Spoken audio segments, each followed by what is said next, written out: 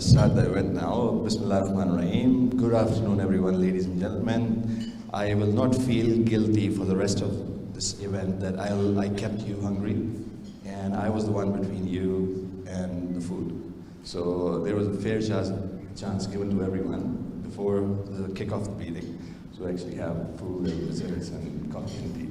So that's good. So that reduces my liability and all the moral obligation for this event. Excuse me, sir. Well, the sound is not clear yet. Maybe if you take this and use the other one. Actually, We can't hear you clearly. it's not clear. As if he was Hello? Hello? Yeah, هما Pakistani song. We'll sing the song later. Yeah, because there is this. Is it better now? It's much better. This mic is for the video, and this mic is for the hall. Now it's okay. So I'm using two mics. Right. So I'm just going to start with a very old saying, which was said by some wise man back in the history. I cannot remember his name, but he is from a Chinese background. That the journey of 1,000 miles actually begin with one small step. And today is the day when we are starting a long journey, taking this small step, meaning this kickoff meeting. And the whole idea of this journey is business transformation in a digital way of Al Zamil Group. Why we are doing that is because the company, the business, is at that point in time in its life cycle where it requires a system that can assist us in making informed business decisions, improving internal controls, data accuracy, timeliness, and overall business support. That's the whole objective of this. So in light of this, we have selected Microsoft AX 2010 as the software of choice to actually transform our business digitally, right? I'm not going to go into too much detail because I have a presentation coming up in which we will talk more about this project, and I will talk more about what the expectations are and so on, what the milestones are and so on and so forth. But this session, I'll take a couple of minutes to introduce yourself to the people, gentlemen sitting on the stage, and then I will move on to the next session. So we've got Mr. Najib Al-Zamil. He is the shareholder as well as he's the chairman of our board of directors. So I requested him day before yesterday, and he was kind enough to accept my request, and he accepted to grace us and this event with his presence. So I really thank you on behalf of the rest of the company. We have got Mr. Muhammad Al-Yassin. He is the CEO, as we all know. He is with us. We have a representation from the other shareholders from Jadwa, Mr. Hassan Askar. He has been kind enough, again, at very short notice to accept our invitation, and he has joined us. So very welcome to you as well. We've got Mr. Saleh Zamil. He is the business process. He is going to be the business process owner, which is going to be a temporary role, but his permanent role is, apart from being from the Zamil family, he is the head of human resources and administration. So he's also going to be the business process owner for human resources module in the project. We got Mr. Bassam. He is our CCO, and he looks after the sales, and he also heads up the marketing initiatives in the company. And he's going to play the role of business process owner of the sales and marketing module. Then we got two chairs empty. One is for my friend Ahmed Maghrabi. He is the project manager and a very close friend of mine, even though we are in the initial stages of our friendship. But he represents Trax Consulting, whom we have selected, whom we have joined hands to actually implement this project. So he's a little bit shy. I invited him a couple of times on the stage, but he was saying, no, I'll come later on. So please have a seat. So Mr. Ahmed Maghrabi, he is the head of operations as well as the project manager from Trax Consulting. So the main person from Trax. from the project side. And the last chair is, I hope it's for me, but I'm not going to be staying too long in that seat. I'll just be with the audience most of the time. So that's a brief introduction of our business process owners and the shareholders. I just, as next step, I just wanted to invite Mr. Muhammad Yassin, our CEO, to kindly come on the podium and say a few words as a welcome note. So please welcome Mr. Muhammad Yassin.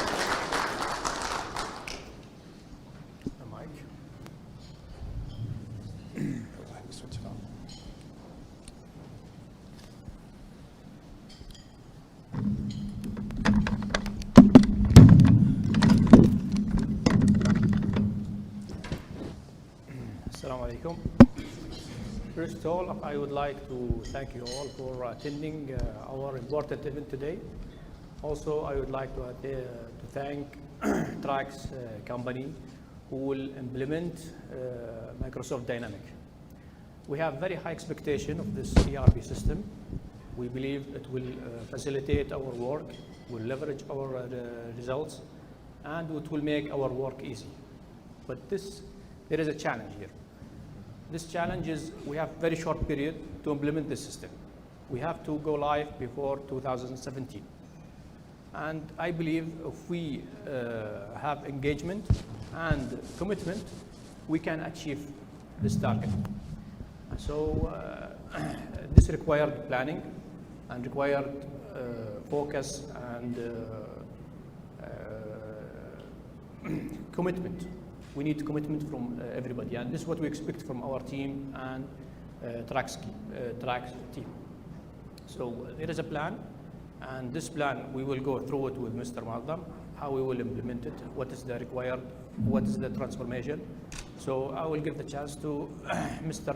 Muazzam to explain to you how we will do it and what is required. Thank you very much.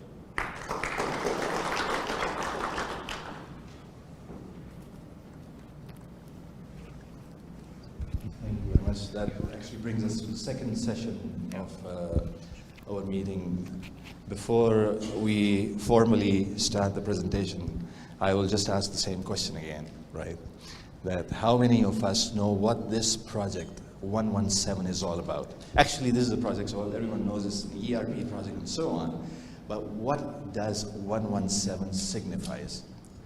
Because I kept getting calls after I sent my first email out introducing about the projects from different departments and different people. Some of them were saying, is it an emergency number?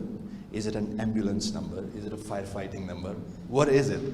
So it's got nothing to do with that. It has a reason behind it. It's not an emergency number. Project 117 actually is, the reason why we gave this name to the project is because we have a very tight timeline. I'll just point you towards the background of this whole project. Earlier, we had a plan to kick off the project next year because we did not have enough time in this year to start and finish the project. But then we had internal discussions with our ExCom and our board, and we realized that we had a lot of initiatives going on in next year, which we have to prioritize for next year and also to take up.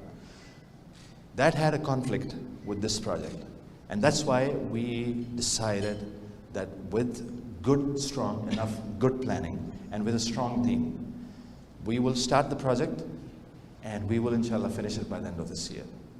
In a very tight timeline, we have to achieve this goal. We have to finish this project. And we have to go live on the 1st of January 2007. And this is what this project is all about. That the goal of this project is to go live on the 1st of January 2017, and that's what this 117 is all about. So we'll just go to the next slide.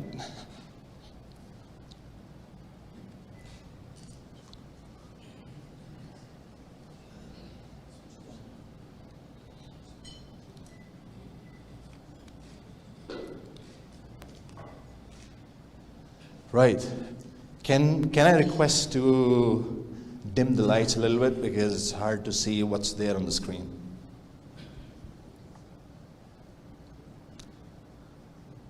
Do we have anyone from hotel management? Can you dim the lights, please?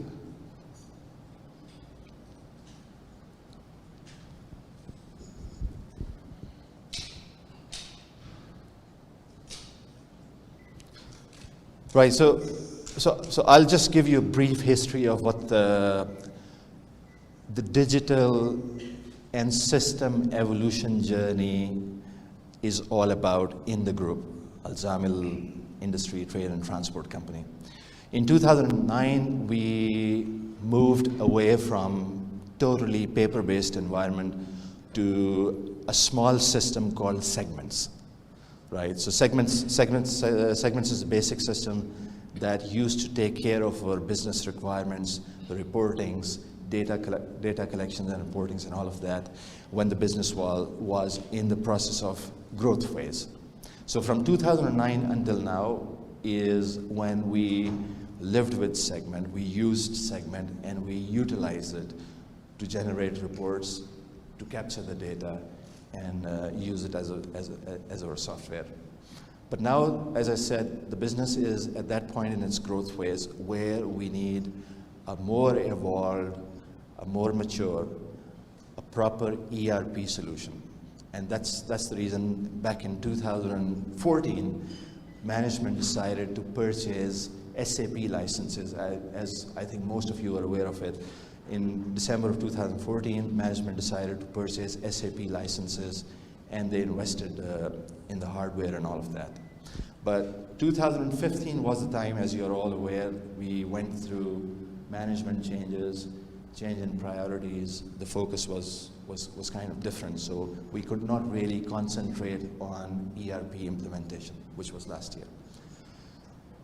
In the first quarter of 2016, we again went back, and then we reevaluated our position of where we stand in terms of taking up our new project of ERP implementation. There were a couple of proposals. SAP was one of them, and then there were other products as well. Microsoft Dynamics was also on the table.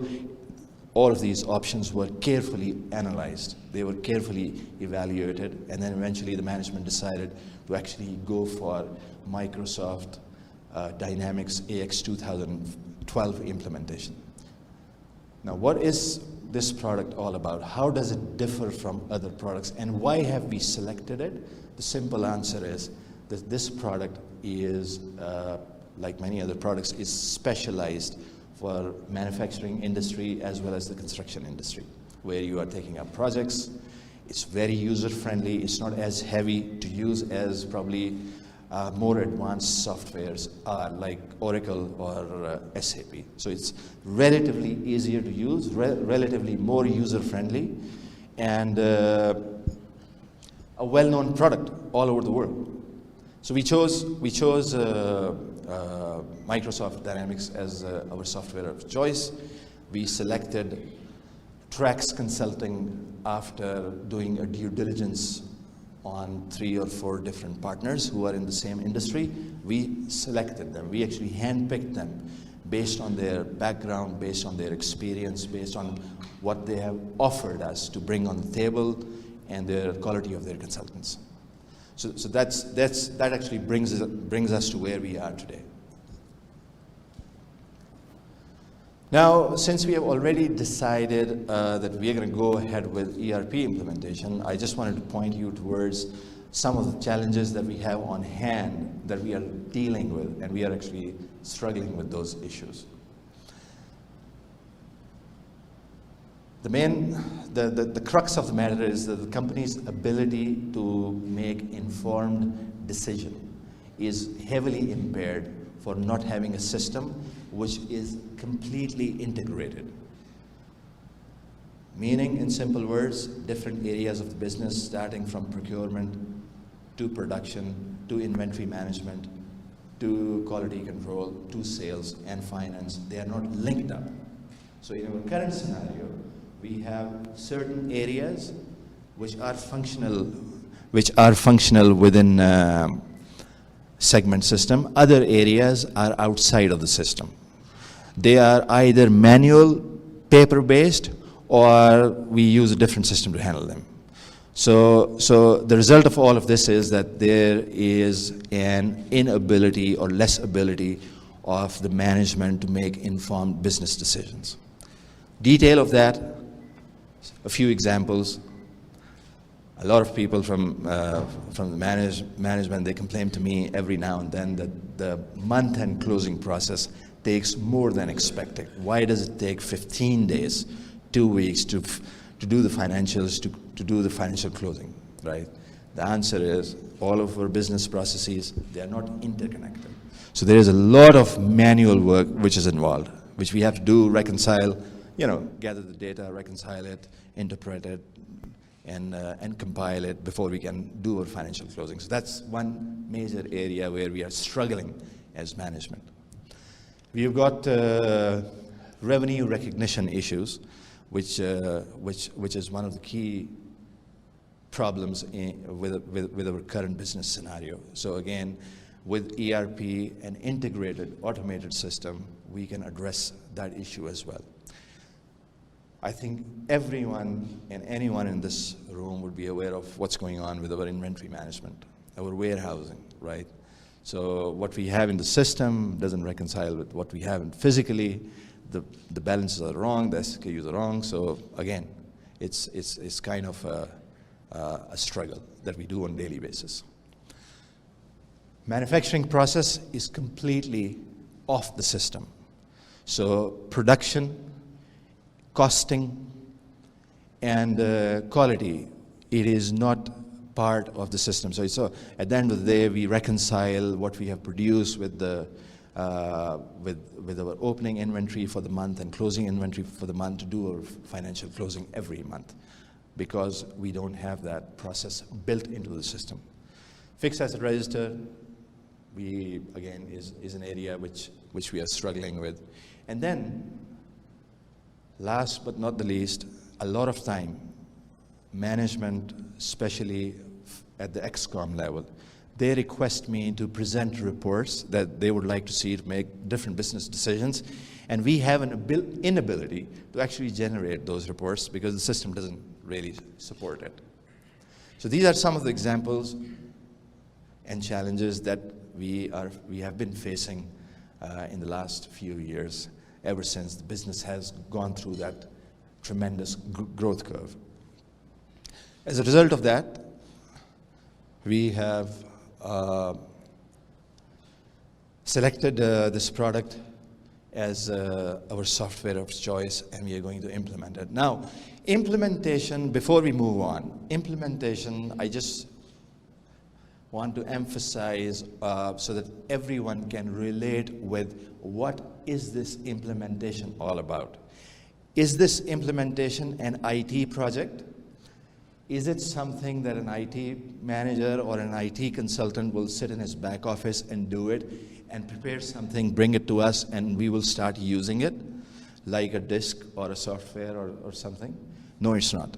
It's not an IT project, right? ERP is not an IT project. We are all here, the whole project team is here, and I think it's the best venue for me to explain and emphasize again and again that this is not an IT project. If you think that this project is an IT project, IT people, our own IT team will get together with the consultant and they will do it, this project will fail. It will not succeed because it is not an IT project, it is a business project, right? So it requires, since it is a business project, it is a business transformation project, so it requires involvement and participation from the business. And from business means actually all of us, from different areas. From sales, from human resources, from inventory and warehousing, from finance, from operations, production, quality, installation, from across the board. Because it's a business project, right? Think of it, now, what is the concept? What is the concept? I just wanted to explain it to you by giving you a simple example. Let's say, for example, you want to build a house, right? A new house. You cannot build it by yourself unless you are a builder. Even if you're a builder, you cannot build it by yourself. You need people to actually come in and work for you, right? But at the end of the day, you need a house. So to have that house, you need to call in a builder who's an expert in building houses. He knows how to build a house. And he will have his own team who will have specialized people who knows how to do the architecture of the house, how to take care of the electrical stuff of the house, how to do the carpenting stuff of the house, and how to do other civil works of the house. There are different specialized people who will join hands, who will get together all of their abilities in order to build the house that you need to live in. So you need a builder. So you bring in a builder, and you tell them that, look, I need a house. Now, the builder doesn't know what kind of house do you want. The builder is going to tell you, okay, can you please sit with my architect and let us know what kind of house do you want? We have these models, what do you want? At the end of the day, what should be the layout? What should be the structure?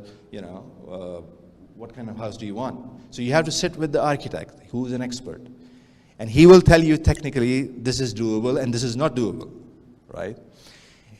At the end of that discussion, the architect is going to go back. He will translate that discussion into a drawing. And then he will bring that drawing over to you, and he will say that, look, based on our discussions, this is what you want. So kindly approve it. And you will say that, yes, this is exactly what I want. Or you will say, no, by the way, I don't want this. I want it in a different way. And then you will have a discussion. Maybe what you want is probably technically not doable, so the architect is going to challenge you. Right? So there's going to be a discussion until you reach a final agreement on the design of the house. And then you'll sign off. Once you sign off, then the architect is going to give that drawing to the builder, to the person who actually does the civil work. So now the civil work starts. So civil work obviously has got nothing to do with you.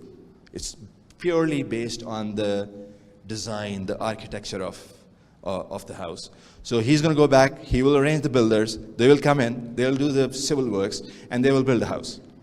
Once they have built the house, then they will tell, okay, can you please come and inspect it? Can you please make sure that this is what you want?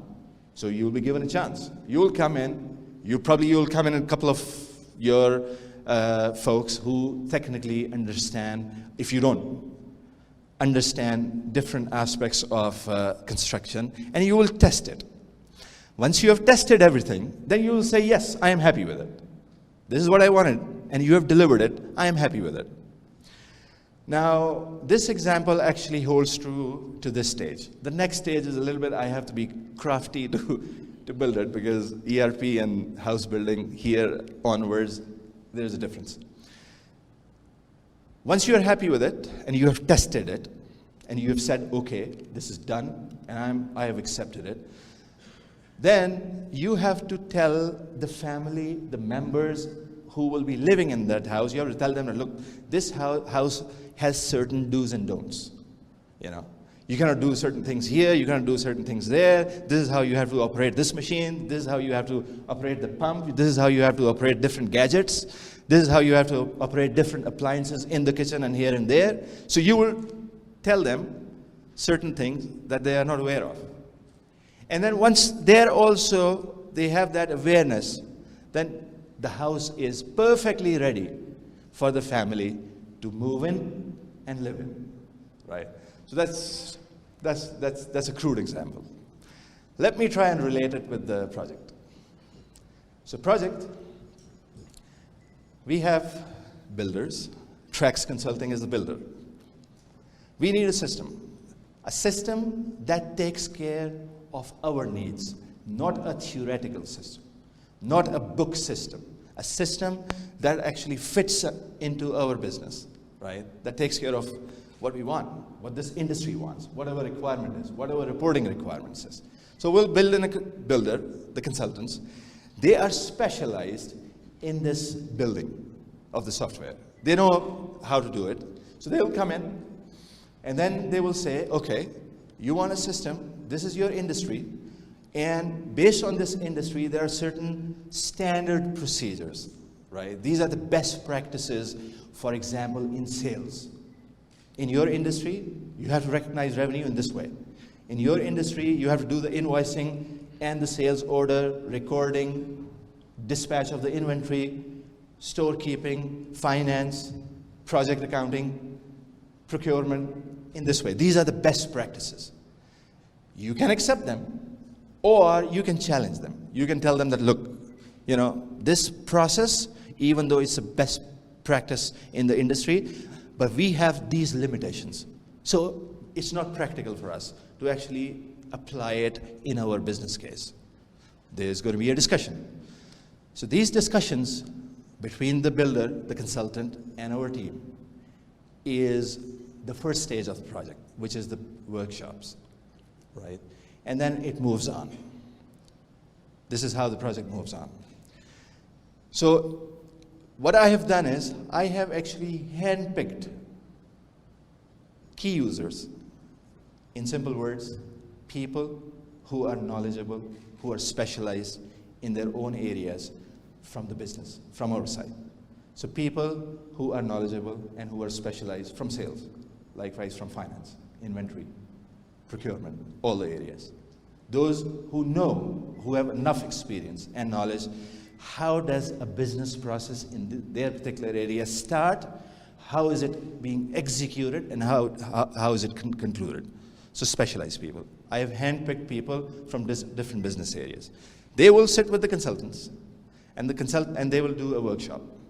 Those workshops will culminate into a drawing of the house, meaning the business processes. Based on those business processes, consultants will go back and they will configure the system, right? This is the whole idea. So I have a very strong team, inshallah.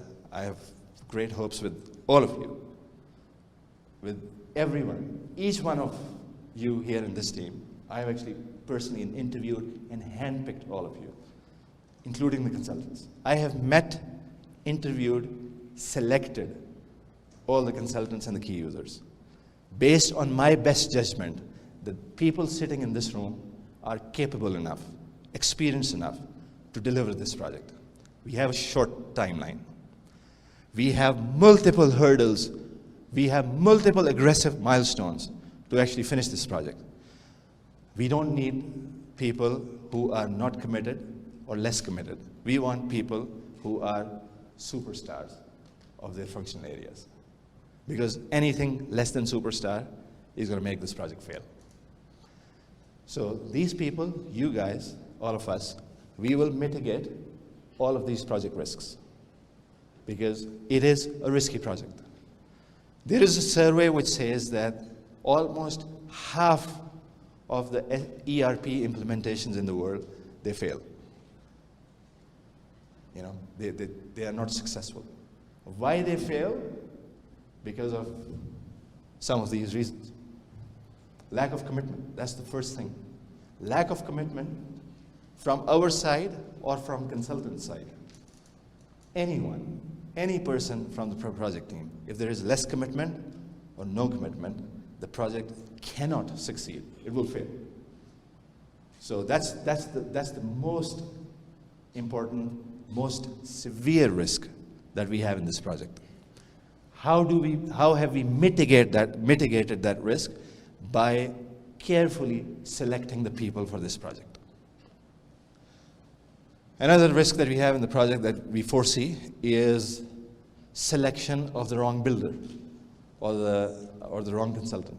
Again, we have done a very thorough due diligence to make sure that we have the right consultant who will work with us and who will ensure that, inshallah, this project will succeed. It will not fail. So we have the right builder with us. Project team, again, like I've said, we have carefully selected the people. So we have got myself and the rest of the management, we have absolutely 110% confidence in each one of you that you will make this project a success story. Bad project planning, okay, you have selected the right builder, you have selected the right team, but you have gone wrong somewhere in the planning. Again, the chances are that the project will fail.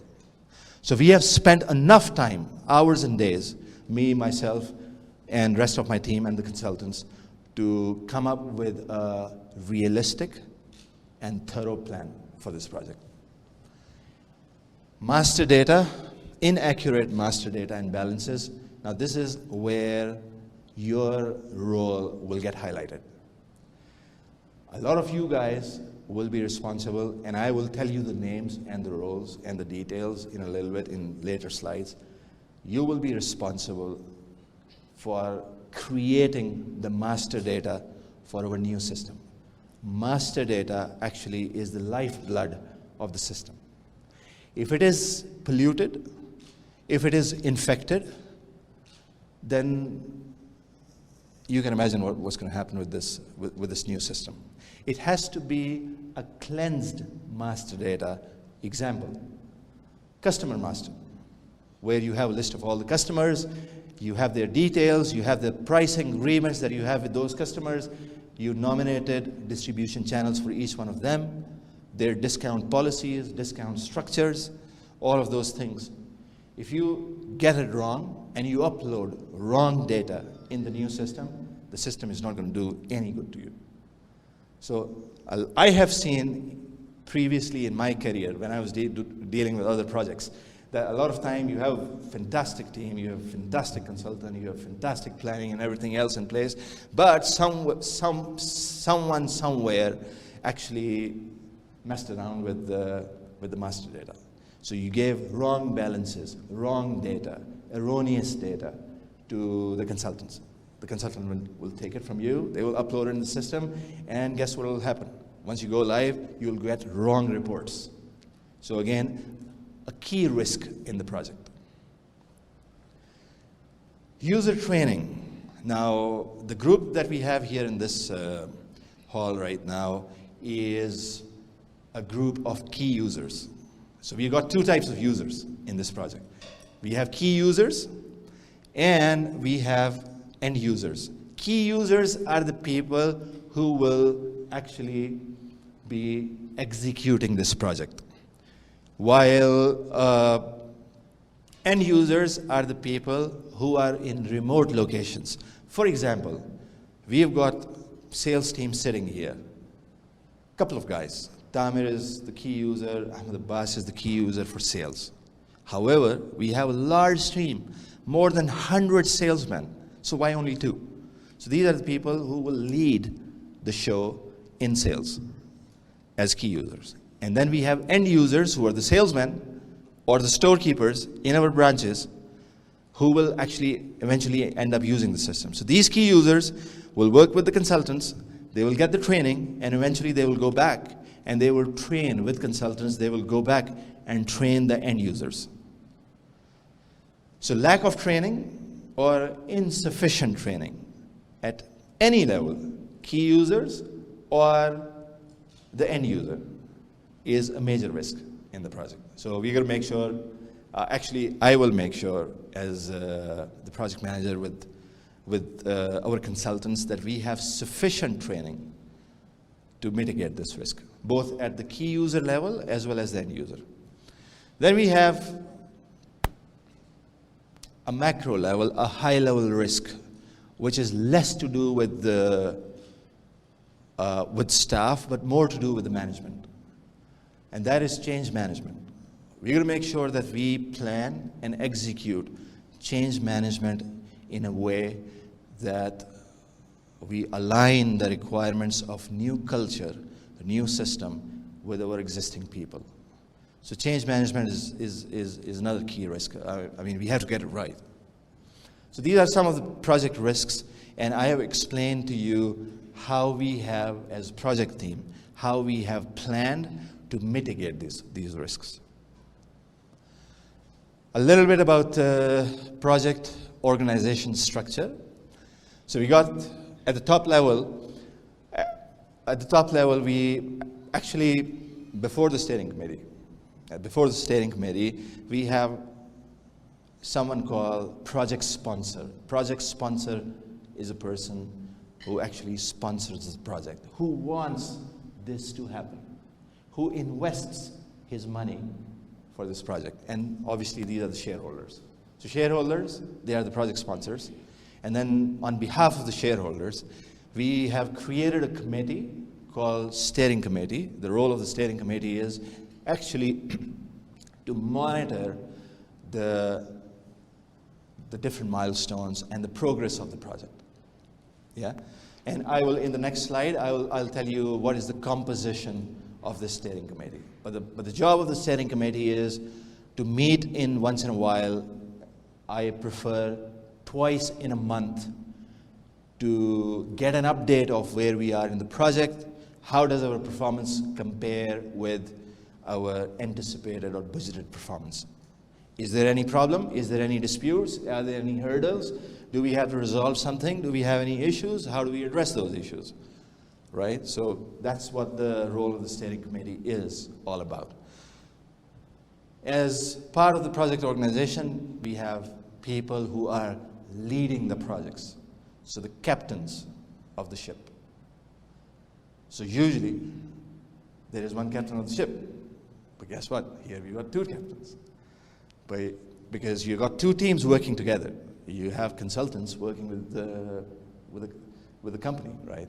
So we have a project manager who is leading the project from consultant sides. Likewise, there is a project manager leading the project from our side.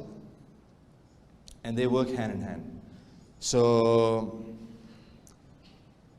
I think I'm going to be the project manager from the company side, and Ahmed Maghrabi sitting on stage, he's going to be the project manager from consultant side. And after my presentation, I would just invite him to come over and do his presentation, and he will introduce us about himself a little bit in detail, and also his technical and functional staff. But Ahmed, as I have seen and I have met with him in the past few months, he is an extremely capable person. A lot of experience, I think more than 12 years experience. Sorry if I'm wrong, it's more than that, but that's the number that I have in my mind. So a large number of experience of ERP implementations in different countries and different companies. So he's a very capable guy. He's going to be the person who will be leading the project from the consultant side. Then we have business process owners. These people are, again, sitting on the stage. We have Bassam as the business process owner for sales and marketing. We have Saleh for business process owner for HR and administration. We unfortunately don't have a business process owner for operations. So our CEO is kind enough to actually fill in for that gap, because temporarily. Okay. But we got to make sure that we align, and maybe at a later stage, just to make sure we don't have any gaps in there. But the CEO himself will be filling in for operations, meaning production and quality and warehousing and inventory management. So these are the business process owners, the head of a functional area. What is the role of business process owner? Actually, to take full and final responsibility of their own functional area, the way it is configured, the way it is developed, and the way it is delivered in the system. Right? So that's the role of the business process owner. A very key role. Then we've got project coordinators. Project coordinators, I have selected 3 project coordinators. One is Abdul Hasib. He is financial reporting manager, and he has got experience in ERP implementations before this project as well. He will be overseeing not only his finance area, but in addition to that, installation as well as procurement. Then we have got Fahumi. He is the FP&A manager from finance. He's going to be overseeing not only his FP&A area, but he'll also be overseeing production, quality control, inventory management. And then we've got our favorite Tamer Siddiq, who's basically the IT manager. So he's the person who is involved in IT stuff. In addition to the IT, he has assumed responsibility to oversee sales area because he is knowledgeable in sales, a lot of experience in sales. We all refer back to him when we have a question in sales, and he tries and helps us. So he's going to be overseeing sales together with Ahmed Abbas, as well as HR. So he is the project coordinator for these modules. Then we have got IT manager again, Tamer Siddiq. So he's going to take care of all the IT infrastructure, the networks, the hardware, all of that. Then we have a group of key users. We can see all across here in this hall, different functional areas. In installation, we have people, sales, we have people, HR. So a list of key users, which I will explain in a little bit. Then we have technical consultants from Trax, and then we have functional consultants from Trax, which I will leave Ahmed to explain it while he is doing his presentation. And then we have project risk management, which is obviously carried out by the project management of the consultants, because they are the specialized people, the specialists in ERP implementations. So they will let us know, gives us heads up where they foresee a risk and how to mitigate them. Our steering committee. This is the composition of our steering committee. The chairman of the steering committee is one of the shareholders, Mr. Jamal Al-Zamil. He is going to be the chairman of our steering committee. And then we have Ahmed Kilani representing the other shareholder, Jadwa, who will also be representing on our steering committee. We have our CEO, Mr. Muhammad Yassin, member of the steering committee, myself, the project manager from